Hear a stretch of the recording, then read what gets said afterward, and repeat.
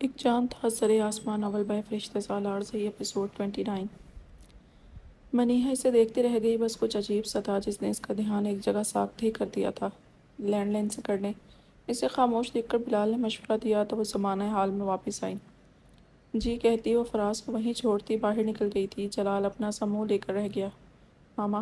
کچھ دیر ان دونوں کو دیکھ لینے کے بعد اسے ماں کا خیال آیا تھا۔ ارے ادھر تو آؤ بھائی، بڑے تیز ہو تم۔ بلال نے اسے گود میں اٹھا لیا تھا جبکہ وہ مچل رہا تھا۔ میری ماما۔ ماما آ جاتی ہیں آپ کی، پہلے میری بات تو سنو۔ یہ دیکھو اپنے ڈیڈ سے تو مل لو، ان کی بات ہی نہیں سن رہے تم۔ بلال نے ہنستے ہوئے اسے جلال کی گود میں لٹا دیا تھا۔ نہیں، جبکہ وہ اس قید سے رہائی کے لیے ہاتھ پاؤں مار رہا تھا۔ فراز ادھر آ جائیں۔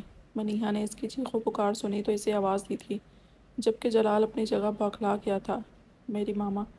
وہ جانا چاہتا تھا، بلال ہنستے جا رہا تھا، جبکہ جلال ہونک بنا اسے سنبھالنے کی کوشش کر رہا تھا۔ آخر وہ اس کی گود سے نکل کر اب ویل چیئر کے پاس کھڑا تھا۔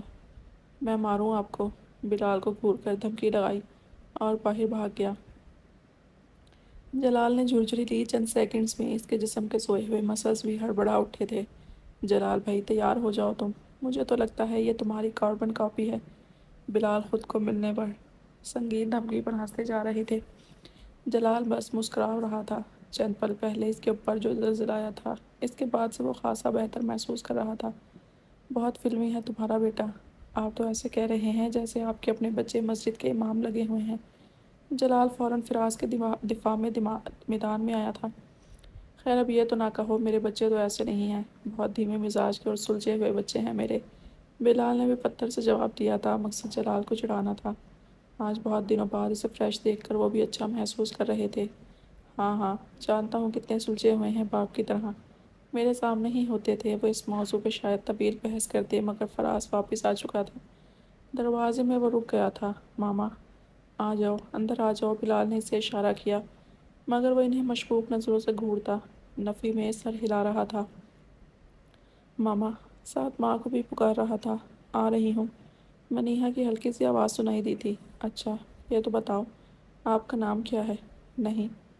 کیا آپ کا نہیں ہے؟ بلال مصنوعی حیرت کا مظاہرہ کرتے ہوئے بولے۔ نہیں۔ وہ اب شرارتی انداز میں انہیں دیکھ رہا تھا۔ اچھا ادھر تو آؤ۔ نام ہونے سے پھر سے اٹھانے کی کوشش کرنا چاہی، مگر وہ پھرتی سے واپس بھاگ گیا تھا۔ بھائی مجھے بیڈ پہ لٹا دیں، جلال نے تھک کر کہا۔ آج اس کا سارا دن شدید ذہنی اذیت میں گزرا تھا۔ انتظار بہت کٹھن مرحلہ ہوتا ہے، یہ صحت سمجھ آئی تھی۔ چلو اب تم ریسٹ کرو، میں چلتا ہوں، فراز کا نائٹ سوٹ بھی لانا ہے، ایک دو دن میں ٹھیک ہو جائے گا وہ۔ بلال نے جانے سے پہلے اسے فراز کے متعلق تسلی دی تھی۔ انہیں ڈر تھا کہیں جلال فراز کے رویے سے مزید مایوس ہی نہ ہو جائے، اس لیے بار بار فراز کو اس کے قریب کرنے کی کوشش کرتے تھے۔ دوسری جانب جلال اسے دیکھ دیکھ کر ایک عجیب سی وحشت کا شکار ہو رہا تھا۔ اسے کچھ سمجھ نہیں آ رہی تھی کہ وہ کیا کرے، خوش ہو کہ دکھی، شرمندہ ہو یا اس سب کے لیے ناراض۔ وہ بس حیران تھا۔ اس کا گمان تھا جیسے وہ منیہا کو چھوڑ کر گیا تھا وہ ویسی ہی ہوگی، مگر یہاں سب بدل چکا تھا اور اس بدلاؤ کو قبول کرنے میں اسے مشکل کا سامنا کرنا پڑ رہا تھا۔ منیہا نے بلال کو منع کر دیا تھا، علی اس کا ضروری سامان دے گیا تھا۔ جلال بھائی سو گئے ہیں؟ اس نے بہن سے دریافت کیا۔ نہیں، شاید سو گئے ہوں، اس کا جواب واضح نہیں تھا۔ چلے میں پھر کبھی مل لوں گا، وہ کہتا ہوا واپس چلا گیا۔ 3 سال پہلے اس کے اور جلال کے درمیان جو ناخوشگوار بحث و مباحثہ ہوا تھا، کچھ اس کی بھی خجالت تھی، اسی لیے وہ پھر کبھی دیکھنے کا کہتا واپس ہو لیا۔ آ جاؤ، منیہا نے دروازے پہ ہلکی سی دستک دی اور ساتھ ہی دروازہ کھول دیا تھا۔ جلال آنکھوں کو بند کیے دراز تھا، فوراً آنکھیں کھولی۔ فراز کمرے میں آنے کے لیے ہچکچاہٹ کا مظاہرہ کر رہا تھا۔ آ جائیں۔ اسے مڑ کر فراز کی انگلی پکڑنا پڑی، بڑے ڈرامائی انداز میں شرماتے ہوئے۔ وہ کمرے میں داخل ہوا تھا کہ منیہا کے لیے اپنی مسکراہٹ روکنا مشکل ہو گیا۔ ماما کدھر سونا ہے؟ کمرے میں داخل ہو کر وہ کچھ سرگوشی میں بولا۔ پہلے چینج کر لیں۔ وہ اسے لیے واش روم میں چلی گئی۔ میں کیوں سوؤں گا؟ بے قاعدہ سوال تھا۔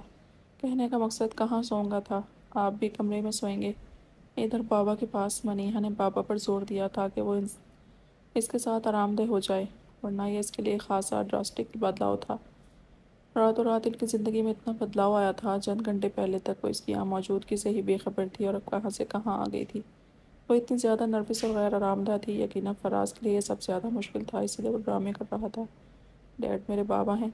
بلال اور پاپا کے بار بار ڈیڈ کہنے سے وہ جلال کا نام ہی ڈیڈ سمجھ رہا تھا۔ ہاں یہ آپ کے بابا ہیں، ان کو بابا بولنا ہے، ٹھیک ہے۔ وہ دونوں واش روم میں کانفرنس کر رہے تھے، باہر جلال کب سے منتظر تھا کہ وہ لوگ واپس آتے۔ میں نہیں بولتا، وہ آہستہ آواز میں بولا۔ کیوں؟ منیہا نے توجہ سے اسے دیکھا، وہ ذہنی طور پر اسٹرگل کر رہا تھا، اسے توجہ کی ضرورت تھی۔ میرے پاپا فون پر ہیں، وہ کچھ خفگی سے بولا۔ اس کے لیے باپ صرف فون کے چند تصاویر تک محدود تھا۔ وہ واپس آ گئے ہیں، پہلے وہ دور گئے تھے کام سے، اب آپ کے پاس واپس آ گئے ہیں۔ نہیں، اسے یہ بات زیادہ پسند نہیں آئی تھی۔ کیوں؟ منیہا نے اس صاف انکار پر ہنستے ہوئے اسے دیکھا۔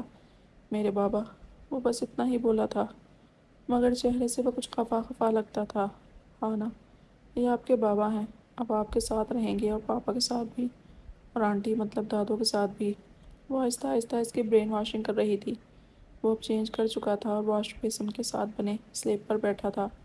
منیہا اس کے ساتھ سامنے کھڑی تھی۔ وہ دوسرے۔ کون؟ بلال بھائی؟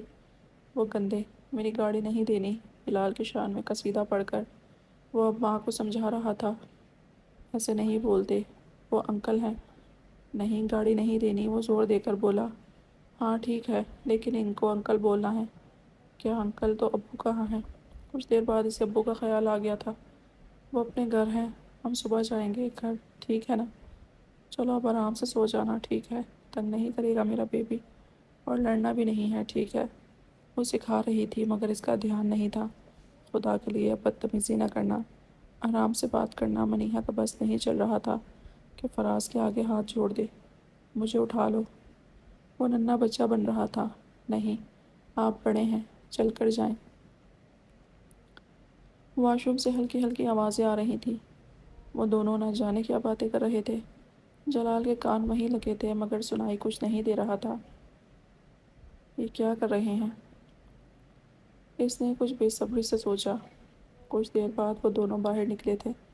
منیہا بہت بدل گئی تھی۔ 21-22 سال کی کم عمر، کمزور اور حساس سی لڑکی کی جگہ اب ایک پر اعتماد، خوبصورت اور دلنشین سی میچور خاتون تھی۔ وہ پہلے سے شاید زیادہ خوبصورت ہو گئی تھی، یا یہ جلال کا وہم تھا۔ اس کے چہرے پر ایک متانت تھی جسے ہضم کرنا جلال کے لیے مشکل ہو رہا تھا۔ چلیں آپ سو جائیں، اس نے اسے بستر کی طرف روانہ کیا۔ وہ کچھ جھجک کر بستر پر چڑھ بھی گیا تھا۔ جلال نے اسے دیکھ کر مسکرانے کی کوشش کی مگر ناکام ہوا، وہ عجیب غائب دماغ سا ہو رہا تھا۔ فراز کچھ جھجک کر اسے اوپر چڑھاتا، البتہ وہ اسے مسلسل بڑے اعتماد سے دیکھ رہا تھا۔ جلال صرف خوش آمدیدی انداز میں مسکرا سکا۔ منیہا نماز کے لیے وضو کرنے کی نیت سے مڑ گئی۔ ماما، یکدم وہ چیخا تھا۔ انداز میں خوف کے بجائے ایک ڈرامائی عنصر نمایاں تھا۔ کیا ہوا؟ وہ تیزی سے پلٹی۔ وہ بازو پھیلائی سے دیکھ رہا تھا۔ فراز، کیا ہوا ہے؟ اس کی طرف پلٹنا ہی پڑا۔ کمرے میں موجود تینوں نفوس شدید نروسنس کا شکار تھے۔ جو وہ کرنا چاہتے تھے وہ کر نہیں پا رہے تھے، اور جو غیر دانستہ کر رہے تھے وہ کرنا نہیں چاہتے تھے۔ ماما، اس نے منیہا کے پاس پہنچنے پر سکون کا سانس دیا۔ سو جاؤ۔ منیہا کو بستر کے کونے پر ٹک کر اسے لٹانا پڑا۔ وہ آرام سے دراز ہو گیا تھا۔ کیا ہے؟ سو جاؤ نا، ڈرامے کیوں کر رہے ہو؟ میں نماز پڑھ کر آتی ہوں، آپ ادھر لیٹ جاؤ۔ وہ سرگوشی میں سے سمجھانے کی کوشش کرنے لگی۔ بابا، یعنی اس ڈرامے بازی کی وجہ اس کے بابا تھے؟ ہاں نا، بابا ہیں۔ سو جاؤ اب، میں نماز پڑھ کر آتی ہوں۔ بابا کچھ نہیں کہتے تم سے، تم ادھر لیٹے رہو۔ جلال چاہ کر بھی الفاظ نہ سمجھ پا رہا تھا۔ پتہ نہیں کیا سرگوشیاں کر رہے ہیں، اسے شدید الجھن ہوئی۔ تھوڑی دیر کے مذاکرات کے بعد منیہا اٹھ کر وضو کرنے چلی گئی۔ پھر جب وہ وضو کر کے جائے نماز ڈھونڈ کر لائی اور نماز پڑھنے کے لیے کھڑی ہوئی، تب تک وہ دونوں بستر کے کونوں پہ دراز بس ایک دوسرے کو شرمیلی مسکان سجائے دیکھتے رہے۔ اس نے ٹراؤزر کا پائجہ گھٹنوں تک اوپر کر رکھا تھا اور اب تکیے پر سر رکھے گردن موڑ کر جلال کو دیکھ رہا تھا۔ جلال چاہ کر بھی اپنی توجہ نہ ہٹا پا رہا تھا، اور کچھ دیر بعد وہ اس تجزیے پر پہنچا کہ یہ چھوٹا سا 3 سالہ بچہ اول درجے کا ٹینشن سیکر تھا، اور دوسری بات یہ کہ وہ خاصا پر اعتماد بچہ تھا جو جان بوجھ کر اسے یوں دیکھ رہا تھا کہ کوئی بھی ہوتا اس کی جانب متوجہ ہو جاتا۔ تم کیا کرتے ہو؟ جلال کے منہ سے پھستا۔ پہلی ملاقات میں کسی انسان سے اس کا نام، پتہ اور کام ہی پوچھا جاتا ہے۔ وہ بھی اس 3 سالہ بچے سے یہی پوچھ رہا تھا۔ تم نہیں بولتے؟ فراز نے اسے ٹوکا۔ جلال ایک پل کو حیران ہوا، پھر اپنا سا منہ لے کر رہ گیا۔ کچھ دیر بعد اسے خیال آیا کہ اسے سوری کرنا چاہیے، اس نے اپنی گستاخی کی معافی بھی مانگنی چاہیے۔ حقیقتاً وہ ننھا سا بچہ بڑی کشادہ دلی سے مسکرایا تھا۔ آپ نے دودھ پی لیا ہے؟ کچھ دیر بعد اسے ایک اور سوال مل ہی گیا، البتہ اس نے آپ جناب کا خیال ضرور رکھا تھا۔ میں دودھ پیتا ہوں، وہ مہان انداز میں بولا جیسے بڑا عظیم کارنامہ سر انجام دیتا ہو۔ اوہ اچھا، دیٹس گڈ۔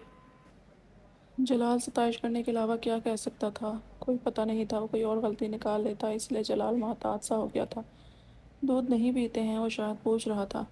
یہ ضرورت سے زیادہ جیسچر نہیں دیتا، جلال نے خود سے سوال کیا۔ وہ منہ گھما گھما کر بات کرتا تھا۔ ہاں، نہیں میں دودھ نہیں پیتا۔ پہلی بار جلال کو اپنی سعادت پر مجرمانہ سے شرمندگی محسوس ہو رہی تھی۔ دودھ پی لو، کچھ بے قاعدہ سے جملے میں غالباً وہ اسے نصیحت کر رہا تھا۔ ہاں پی لوں گا، میں پی لوں گا۔ جلال کچھ ہانک سا بنا تھا۔ اپنے سائز سے بڑی باتیں کرتا ہے یہ، تیسرا خیال تھا یہ۔ سو جاؤ۔ کچھ دیر بعد اس نے جلال کو تاکید کی، جیسے خود تو وہ سو ہی گیا تھا، دوسروں کو آپ کہنے کی تلقین کرنے والا خود سو جاؤ پہ آ رہا تھا۔ کیا دوہرے معیار تھے اس بچے کے؟ جلال کو اعتراض ہوا۔ میں سو جاؤں گا؟ تم؟ میرا مطلب آپ سو جائیں۔ جلال نے اپنا جملہ درست ادا کر کے منیہا کی جانب دیکھا جو اب دعا مانگ رہی تھی۔ ماما آ جاؤ نا، اس سے جلال کو ماں کی طرف متوجہ دیکھ کر اس سے ماں یاد آ گئی تھی۔ منیہا نے سر ہلایا۔ چلیں اب سو جائیں۔ وہ جائے نماز رکھتی اس کے پاس آ گئی۔ بابا دودھ نہیں پیتے؟ کچھ دیر پہلے اسے بابا کہنے کو تیار نہیں تھا، اب شکایت لگا رہا تھا۔ اچھا ٹھیک ہے، اب سو جائیں۔ منیہا نے اسے سیدھا کر کے لٹایا۔ کچھ دیر وہ مختلف باتیں پوچھتا رہا، انداز سرگوشیانہ تھا۔ منیہا بھی جواب دیتی رہی۔ جلال الفاظ تلاشتا رہا، اسے سمجھ نہیں آ رہی تھی کہ کیا بات کرے، کس سے شروع کرے۔ آج تک ایسا کبھی نہیں ہوا تھا کہ اس کے پاس کرنے کو باتیں ہی نہ ہوں یا الفاظ کم پڑ جائیں۔ دوسری جانب منیہا اس سے بہت کچھ کہنا چاہتی تھی، پرانے قصے، گلے شکوے، بہت سے سوالات، اور نہیں تو اس کے ساتھ ہوئے اس ہولناک حادثے کی بابت پوچھنا چاہتی تھی، مگر نادانستہ طور پر اس کی امید تھی کہ بات جلال شروع کرے۔ بظاہر وہ فراز کے ساتھ مگن تھی، شاید اس کو پاپا زبردستی لے کر آئے ہیں۔ اس کی بے توجہی پر دیکھ کر جلال اسی نتیجے پر پہنچا تھا۔ اسی کشمکش میں وہ پڑا رہا۔ منیہا نے اٹھ کر لائٹ آف کر دی تھی۔ 3 سال اور چند ماہ بعد وہ اس آدمی کے پاس واپس آ گئی تھی جس کے ساتھ نے اسے کئی دفعہ اذیت سے دوچار کیا تھا۔ اسی آدمی کے ساتھ ایک ہی بستر پر موجود تھی، مگر فرق یہ تھا کہ اب وہ پہلے کی طرح ڈرپوک اور جذباتی لڑکی نہیں تھی، بلکہ ایک میچیور ماں تھی۔ وہ آدمی جو 3 سال پہلے اسے چھوڑ گیا تھا، آج لوٹا تھا تو بیوی کے ساتھ ساتھ ایک بچہ بھی مل گیا تھا۔ اس کے ذہن میں پھر سے غصہ اترنے لگا، مگر وہ چپ رہی۔ فراز بستر پر بے سود ٹانگیں پھیلائے سویا ہوا تھا۔ جلال تکیوں کے سہارے نیم دراز تھا، شاید سو گیا تھا۔ منیہا نے مڑ کر اس کی طرف نہیں دیکھا تھا، اسے ہمت ہی نہیں ہو رہی تھی۔ تھک کر وہ وہیں فراز کے گرد بازو پھیلائے سو گئی۔ حد ہے یار، میں بھی نہ، وہ نہیں بات کرنا چاہتی تو خود ہی کر سکتا تھا۔ اس نے خود کو ملامت کیا، مگر منیہا کا انداز کچھ ایسا لیا دیا تھا کہ وہ ہر دفعہ کچھ کہنے سے پہلے سوچ میں پڑ جاتا۔ اسے خود پہ جھنجھلاہٹ بھی ہو رہی تھی۔ گردن گھما کر دیکھا، وہ دونوں بے سود سوئے ہوئے تھے۔ منیہا، اس نے سرپوشی کی۔ منیہا، اس نے ہاتھ بڑھا کر اس کے سر کے بال چھوئے۔ کتنے سکون سے سو رہی ہے۔ اسے رشک ہوا تھا، ساتھ ساتھ اس کا اعتماد بھی لوٹا تھا۔ کچھ احتیاط سے اس کے چہرے کے خد و خال کو اپنی انگلیوں کے پوروں سے محسوس کیا۔ کیا ہوا؟ وہ ہڑبڑا کر جاگی تھی۔ جلال نے بجلی کی تیزی سے اپنا ہاتھ واپس کھینچا۔ کچھ نہیں، مجھے پانی پینا ہے۔ وہ بوکھلا گیا تھا۔ منیہا کے دل کی دھڑکنیں منتشر تھیں، وہ ڈر کر جاگی تھی۔ کچھ سکون کا سانس دیا، اٹھ کر دوسری طرف جا کر اسے پانی گلاس میں ڈال کر تھمایا، جسے اس نے نگاہیں جھکا کر تھاما تھا۔ وہ وہیں کھڑی رہی، شاید گلاس واپس لینے کے لیے۔ ایک گھونٹ پی کر جلال نے گلاس واپس کر دیا۔ ویسے بھی پانی تو وہ خود بھی لے کر پی سکتا تھا۔